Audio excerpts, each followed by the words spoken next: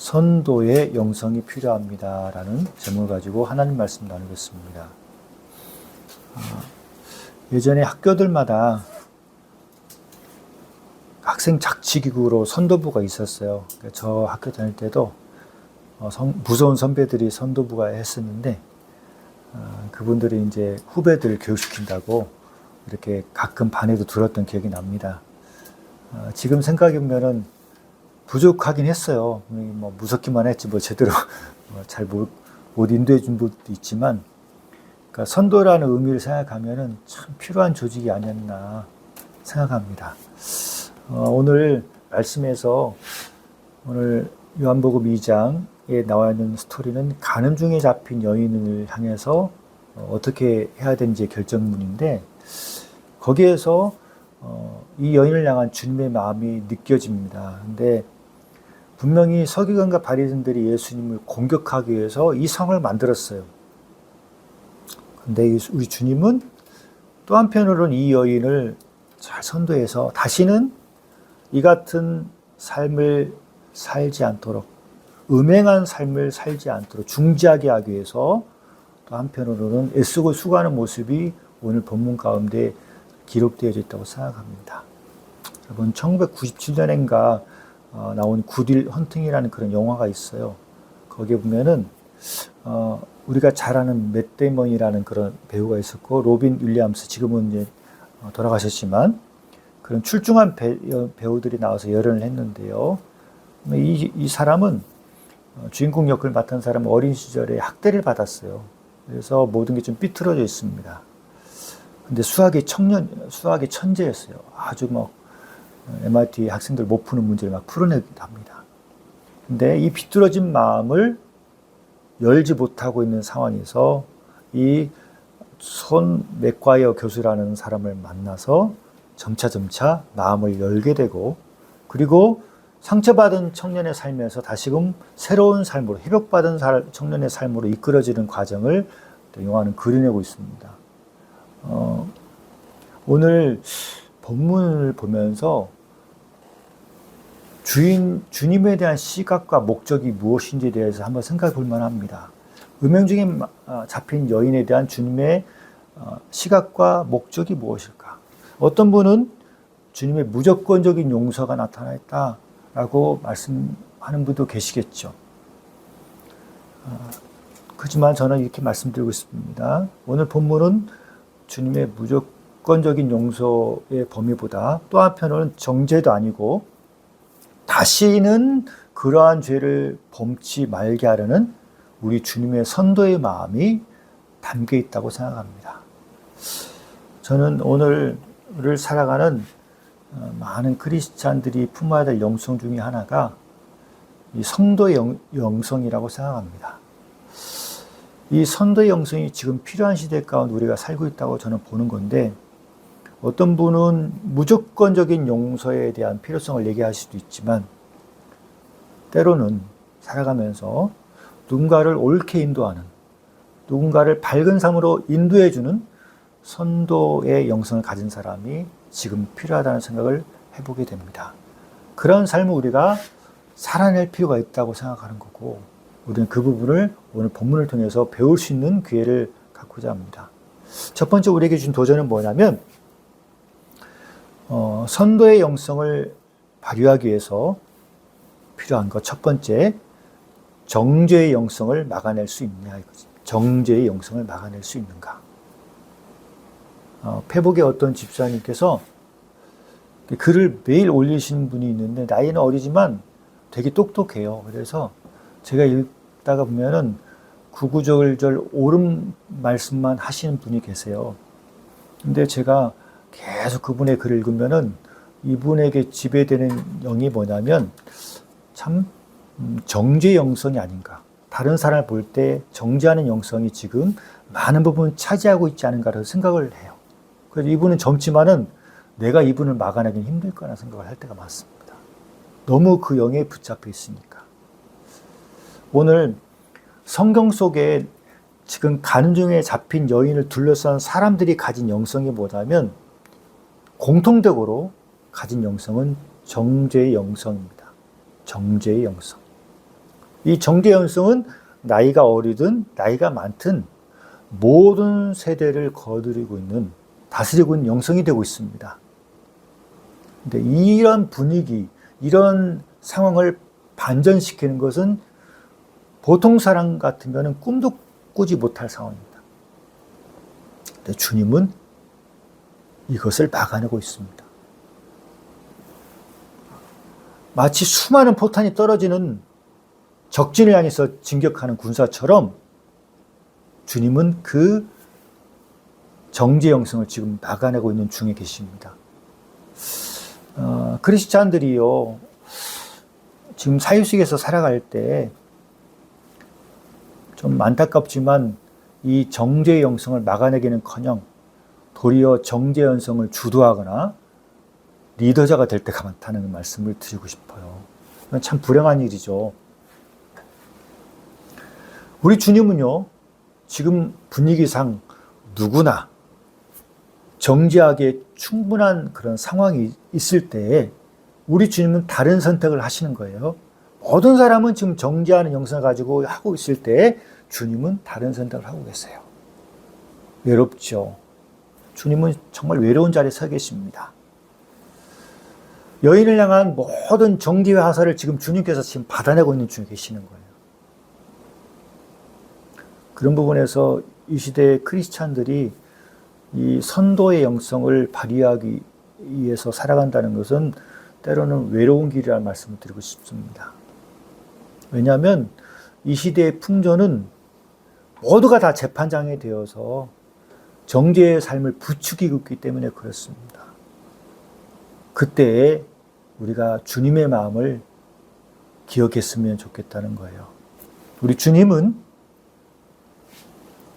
정죄의 마음이 아닌 선도의 영성으로 지금 이 분위기를 반전시키고 있다는 것이죠.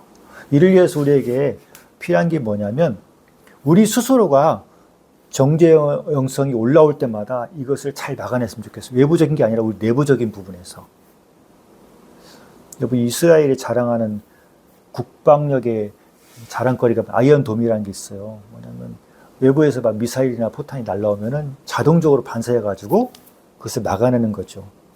그래서 이 사람들은 이걸 자랑스러운 시스템으로 늘상 자랑합니다. 근데 여러분, 제가 이스라엘 보면서 진짜 적이 외부에만 있는 것이 아니라는 생각을 들어요. 그들이 하는 행동을 보면은 때로는 그들 내부에 적도 있다는 생각을 합니다. 오늘 우리가 외부에서 정죄 영성이 막 몰려오는 경우도 있지만 우리 내면에서도 정죄 영성이 올라올 때가 많다는 겁니다. 이럴 때 우리는 방어 가능한 시스템이라든지 이런 것들을 제어할 수 있는 힘이 필요한 거예요. 그때는 누군가의 도움이 필요하지 않고 스스로가 그것을 제어를 해야 됩니다. 저는 한 주간의 삶을 살아가면서 내면에서부터 이 정죄 영성이 올라올 때를 많이 경험했어요. 쉽지 않더라고요. 늘상 오늘 이 주변에, 주님을 주변에 있는 사람들처럼 늘 정죄하고 싶은 마음이 올라올 때가 참 많았어요. 근데 이것을 제어하는 것이 너무 어렵다는 것을 알게 되었습니다. 하지만 여러분, 오늘 본문을 통해서 주님의 인내를 배웠으면 좋겠어요. 주님께서는 분명 모든 사람이 이 여인을 정죄하는 상황에서도 주님께서는 쉬운 결정이 아니라는 것을 알고 계셨고, 주님 또한 지금 인내, 내부의 치열한 싸움을 견디고 이기고 있다는 말씀을 드리고 싶습니다. 그래서 여러분, 주님은 정죄 영성이 우리 가운데 자리 잡지 못하도록 하는 이 싸움에서 지금 승리하고 있습니다. 사랑하는 여러분, 이 시대는 정죄 영성을 이겨내기가 너무 힘든 시대에 살고 있습니다. 하지만 우리가 주님을 닮아서 이 정죄 영성이 우리 가운데 뿌리 잡히지 못하도록 막는 치열한 싸움을 싸워서 마침 우리가 그 자리에 설 수 있도록 애쓰고 수고하는 우리가 되기를 간절히 축원합니다. 두 번째 우리에게 주는 도전은 뭐냐면 침묵의 영성, 행위의 영성이 있는가 합니다. 침묵의 영성, 행위의 영성이 있는가 합니다. 누군가 이런 말을 했죠. 크리스찬은 죽으면 입만 둥둥 떠다닌다. 뭐 이런 말이 있었던 것 같아요. 어떤 말은 부분에서는 칭찬인 것 같기도 하죠. 예수 믿는 사람 말은 잘한다 이런 말도 합니다. 어떤 부분에서는 말을 잘하는 게 참 중요합니다. 말을 잘해야 돼요. 근데 말만 너무 발달되어 있으면 안 된다는 말씀도 드리고 싶습니다. 다른 것도 동시에 발전이 돼야 되는 거예요. 오늘 본문을 보면서 주님께서는 유독이 말씀이 적으세요. 우리 주님은 말씀이 좀 적어요. 오늘 본문의 내용을 보면은 물론 유대인들이 지금 바리새인들이 서기관들이 고소할 조건을 찾기 때문에 주님께서도 그걸 염두에 두고 말을 좀 아끼실 수도 있습니다. 그런데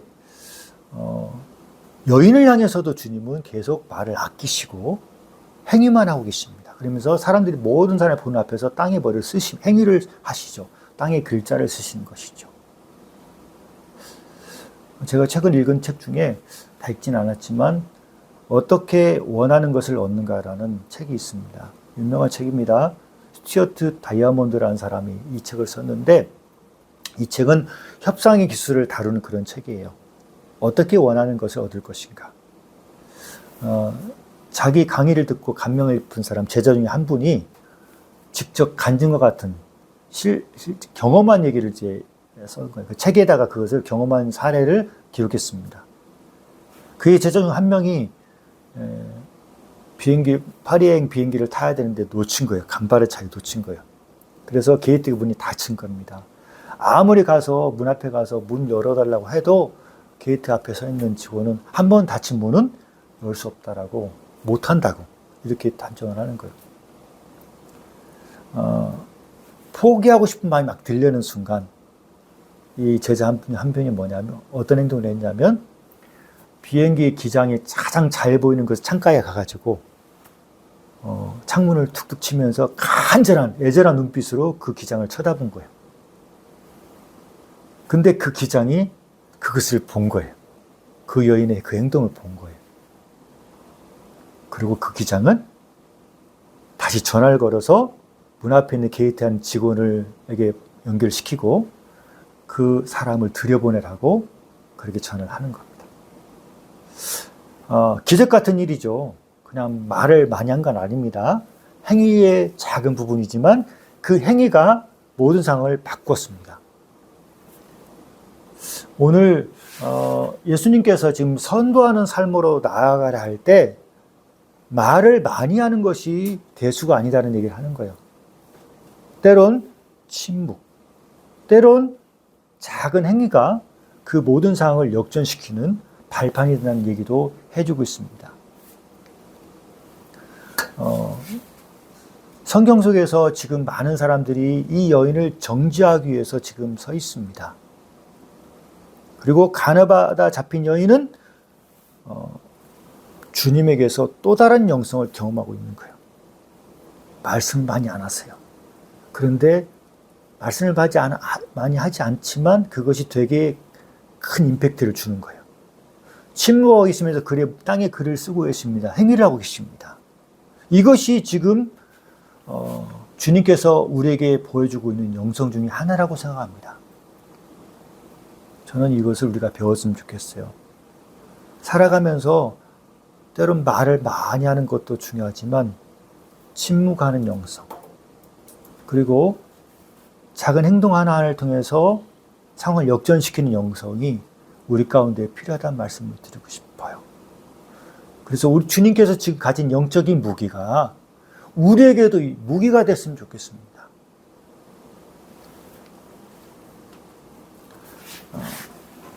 주님의 마음을 담아서 때론 진심을 담아서 침묵하고 작은 행위 하나를 보여줄 때 하나님께서는 그것을 통해서 일하실 때가 많다는 말씀을 드리고 싶고 이것이 한 여인을 선도하기 위한 중요한 도구로 사용되고 있다는 말씀을 드리고 싶습니다.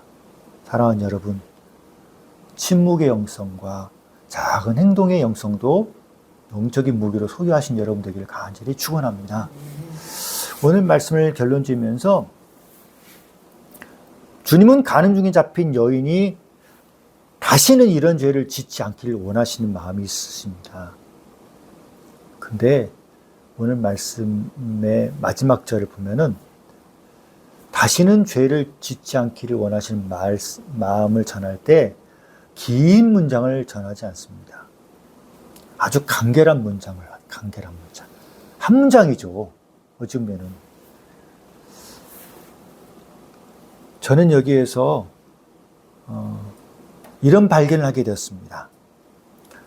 간결한 말의 위력이라는 것을 발견하게 됐어요. 간결한 말의 위력. 어떤 분들은 설교가 길어야 한다는 분이 있습니다. 목사님도 성도님도 아주 그런 단정을 짓는 분이 계세요. 설교는 길어야 된다. 하지만 여러분, 이건 정한 바가 아닙니다. 때로는 설교는 길어야 될 때가 있지만 그게 결정된 부분은 아닙니다. 오늘 요한이라는 그 주님의 제자가 좀 놀랐을 것 같아요. 한 여인을 선도하고 변화시키기 위해서는 좀 장황한 스토리가 나올 줄 알았는데 주님은 짧게 말씀의 결론을 내주고 있습니다. 여인을 앞에 두고 긴 설교를 하시는 게 아니라 짧은 메시지를 전해주고 있습니다. 너무 짧아서 이게 지금 정상인가? 맞는가 할 정도로 아마 요한은 그런 고민했을 겁니다. 좀 길게 써야 되는데 주님의 메시지가 너무 간결한 겁니다. 왜 이렇게 짧을까? 그런데 이게 전부입니다. 우리가 읽은 본문이 전부인 거예요. 그 여인을 향해서. 하지만 여러분, 이런 말씀을 드리고 싶어요. 주님께서 전하신 짧은 말이지만 그 임팩트는 어마어마하게 컸을 것이다. 짧은 말의 위력을 우리 주님께서 지금 보여주고 계시지 않은가 생각합니다.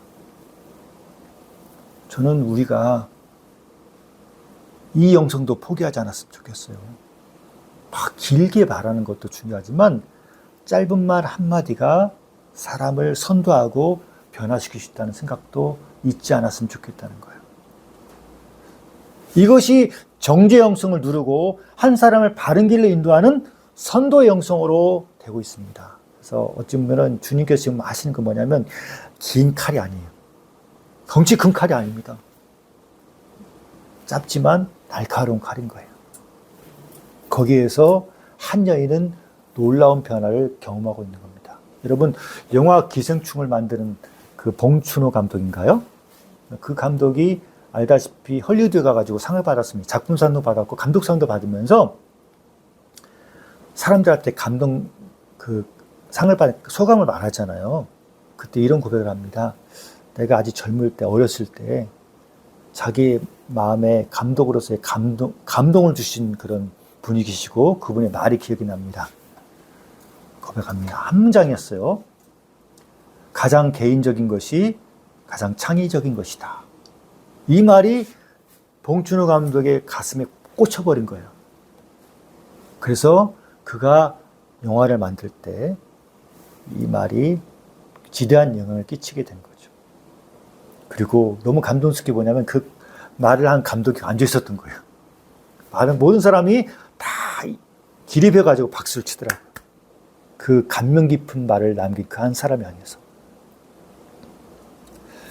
우리 주님은 때로는 긴 창을 가지고 올 때 있습니다. 큰 칼을 가지고 있을 때도 있어요. 근데 오늘 본문은 짧지만 날카로운 칼로 지금 말씀하고 계십니다. 저는 여러분이 또 제가 간결한 말의 위력을 아는 우리가 됐으면 좋겠어요. 그래서 누군가를 만났을 때 내가 장황한 말을 하지 않아도 아주 짧은 문장 하나를 통해서도 사람을 변화시킬 수 있는 그 영성을 소유한 우리가 됐으면 좋겠습니다. 오늘 주님은 그렇게 한 문장 한마디를 통해서 한 여인을 죄인된 길에서 음행한 자의 삶에서 다시 바른 길로, 어두운 삶에서 밝은 삶으로 인도해 주고 계십니다. 사랑하는 여러분, 우리에게는 지금 정죄 영성이 아니고 선도하는 영성이 필요한 시대를 살고 있습니다. 우리에게 이 영성이 주님과 같은 마음으로 소유되는 일이 벌어졌으면 좋겠고, 우리가 던진 짧은 말 한마디가 한 사람의 삶을 바꿀 수 있는 지대한 말이 되길 간절히 바라고, 그것이 우리의 삶 가운데 선한 영역으로 발휘되기를 간절히 축원합니다. 기도하겠습니다.